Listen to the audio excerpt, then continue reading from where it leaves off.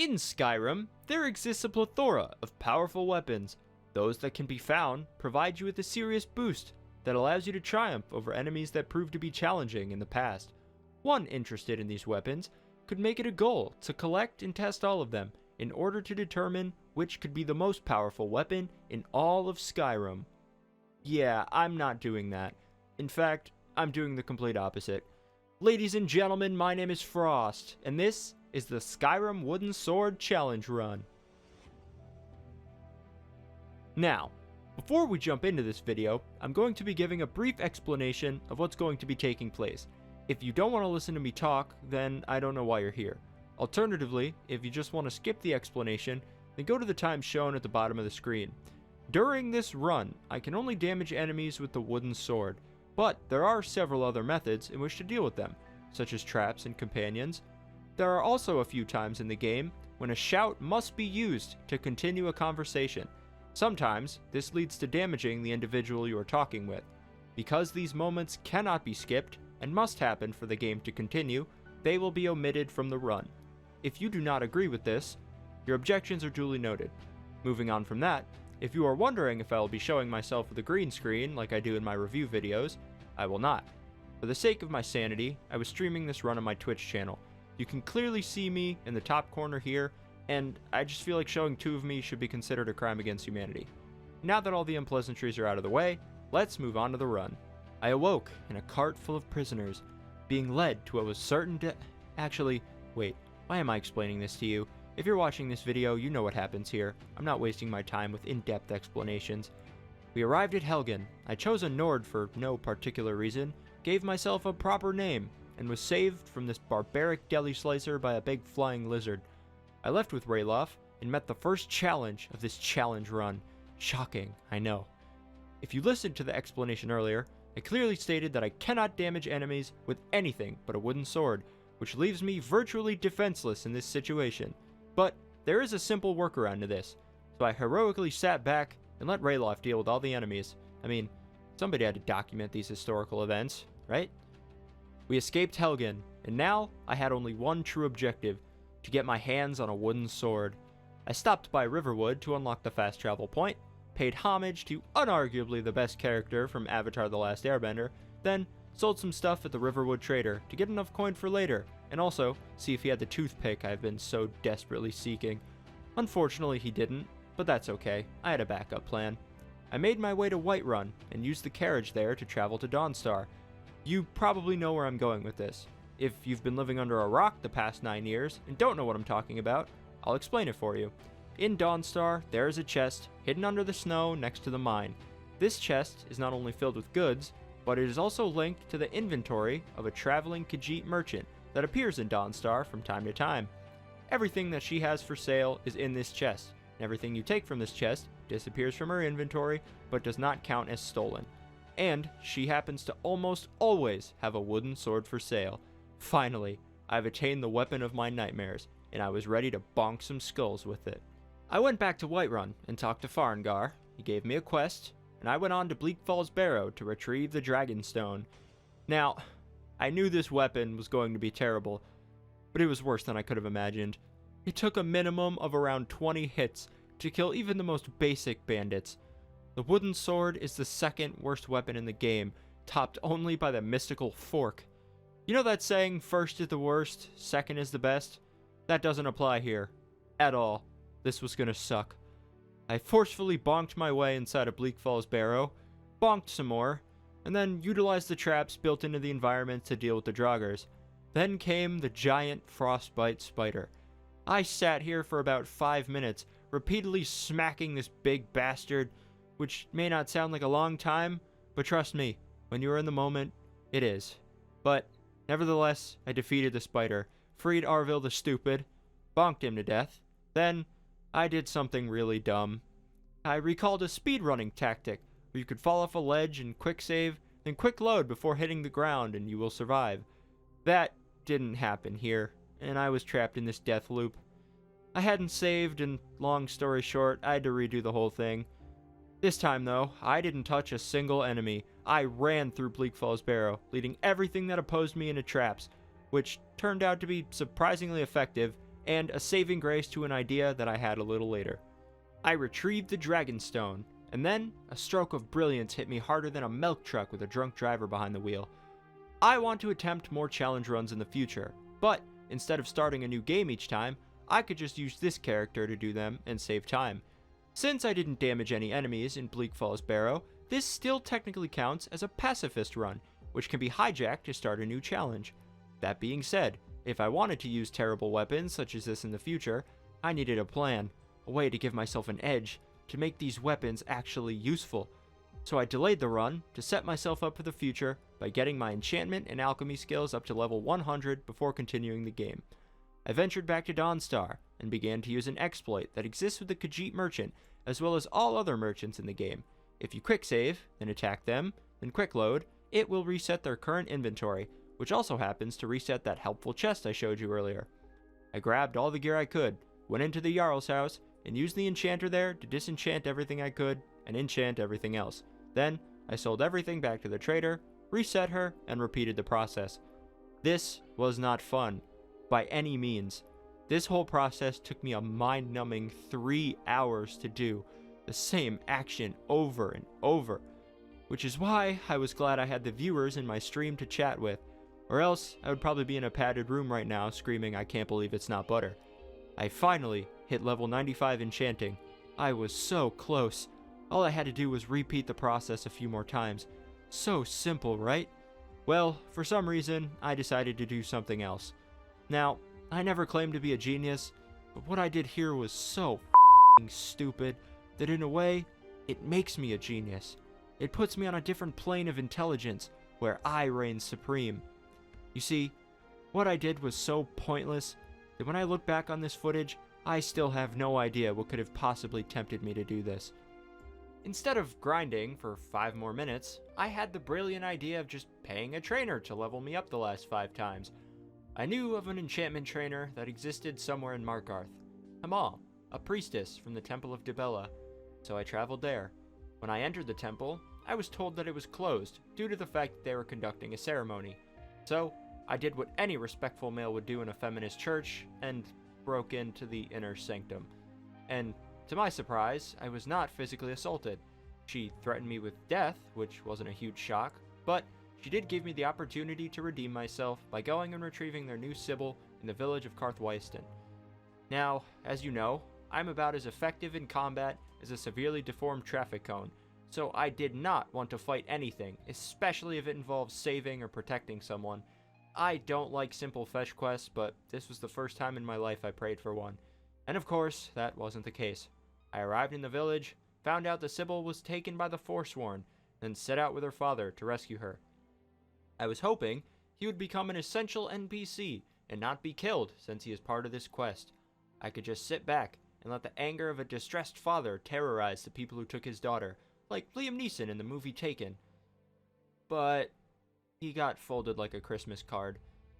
And because I'm inherently a good person, and I couldn't live with the death of this man on my conscience, I loaded a previous save, returned to Dawnstar, and used my level 95 enchantment skill to enchant my wooden sword and armor. I went back to Karthweiston and tried again to save this man's daughter. This time, it went surprisingly well. I was actually able to put up a good fight and get the girl with relative ease, while protecting her father in the process. Then, like the good man I am, I separated her from her family for the rest of her life by bringing her back to Markarth to serve the Temple of Dibella. Now, here's where the toll of this run started to take its effect on me. After going through all this crap, I was finally able to have a real conversation with Hamal and ask her to train me in enchantment. And she replied with this: "You already know all that I know." Great. It was also at this time I remembered the whole reason I was grinding out level 100 enchantment and alchemy in the first place, so I could hijack this save later on for different challenge runs. I killed those Forsworn with the wooden sword, which would disqualify any other weapon run I wanted to do with this character. Something in my mind broke here.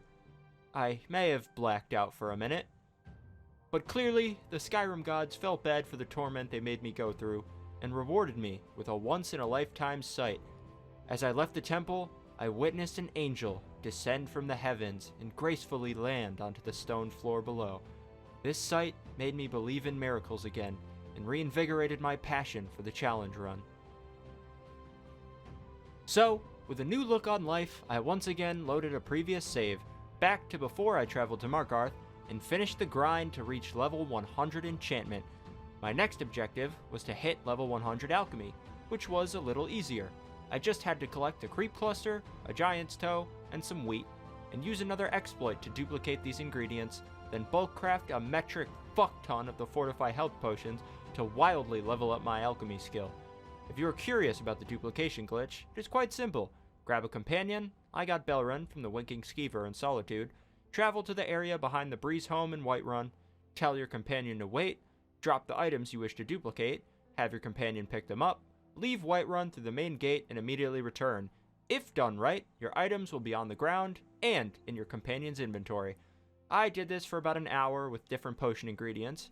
I got my alchemy up to level 80, which was about all I really needed to get the perks I wanted. Plus, I would be attempting to do something after this that should get my level up to 100 anyway. What I was attempting was to use these two skills to make a sword unlike any other, to upgrade this toothpick into more of a fence post. What I wanted was to do something that many thought impossible. I wanted this wooden sword to be able to one-hit Alduin, the final boss in the game. Although I had never looked up a tutorial on how to do this, I had read some stuff on the method in which to attain this power prior to recording, so I thought I knew enough to figure it out for myself. Remember earlier how I stated my stupidity puts me on a different level of intelligence? Yeah, that fact is represented here in flying colors. For nearly 2 hours I struggled to figure out how to do it, but I was too damn stubborn to actually watch a true tutorial on it. Here was my process. I made 4 pieces of armor, each with a 25% boost to alchemy. I would use that armor to craft a potion of Fortify enchantment. Then, by drinking that potion, I would be able to enchant 4 more pieces of armor with an even higher boost to alchemy than the previous ones, which worked the first time. Then I would use the new armor to craft a potion of Fortify enchanting that was more powerful than the previous one, which also worked the first time. Then I could just repeat that process until I had a stupid OP potion of Fortify enchanting and use it to enchant my sword. Well, after the first time, enchanting new armor would cap at a 30% boost, and I have no idea why. I spent 2 hours messing around with this process, and I got absolutely nowhere with it. I was at the point of giving up all hope. I was ready to scrap the idea that I could ever one-hit Alduin with a wooden sword, but I had one last idea to troubleshoot this problem. And let me tell you right now, thank God for Reddit. I stumbled upon a post talking about restoration potions, and I realized that I've been doing this all wrong. You see, making potions is affected by not just your alchemy skill, but also your restoration skill. And by making a potion of Fortify Restoration and drinking it, you can then craft an even stronger potion of Fortify Restoration. Not only was this method much easier than what I was trying to do, it actually worked. So I repeated this process many more times than I probably should have, and when my potion making stats were boosted to an unholy level, I finally made it. A potion of Fortify enchantment that boosted enchantments by over 200,000%. When I drank this and then enchanted the wooden sword, well, it may have broken the game. When it was all said and done, I had a wooden sword that did 30 million fire damage, as well as 30 million shock damage. I had broken the game already, why not break it some more and make myself invincible using this potion to put a Fortify health enchantment on my armor? Well, trying to do that did not only crash the game, it crashed my whole computer. My PC literally turned off from trying this, so that was off the menu. Anyway, now that I had my god sword, I was ready to whirlwind sprint through this game. I crafted a second one, gave them proper names, tested them out on some locals, one hit the dragon at Whiterun, learned how to properly project my voice from the Greybeards, went to retrieve the horn of Jurgen Skywalker, whatever his name is, discovered someone else had taken it, found her in Riverwood, one hit the dragon at Kynesgrove, got this awesome cinematic shot using console commands, and signed off for the night, ready to beat the game the next day. When I returned a day later, I was filled with confidence, but because everything in my life has to be a f***ing trial, that confidence was swiftly shattered when I realized the sword had magically lost its charge for some reason, and it could not be refilled. I soon learned that this is a bug that happens from breaking the game like this. It happens when the game is closed and relaunched. But that was okay, right? I planned to beat it in one sitting. I could just re-enchant another wooden sword and go on my merry way. Well, Skyrim had other plans. When I got to the quest with Delphine to infiltrate the Thalmor embassy, everything just fell apart. Giving Melbourne the sword to sneak in would make the game crash whenever I got into the cart to head to the embassy. I would load back in and get into the embassy, only to find my sword without its charge. Awesome. I tell you, this was my moral breaking point. I was having trouble formulating proper speech, but somehow, even during this Skyrim-induced delirium, I managed to think of something that saved this run. Instead of enchanting a sword that would lose its charge, I thought of enchanting my gauntlets with fortify one-handed damage. That could work, right? And even if the game crashed, they would still be effective because armor enchantments don't have a charge. Well, trying to enchant them crashed the game.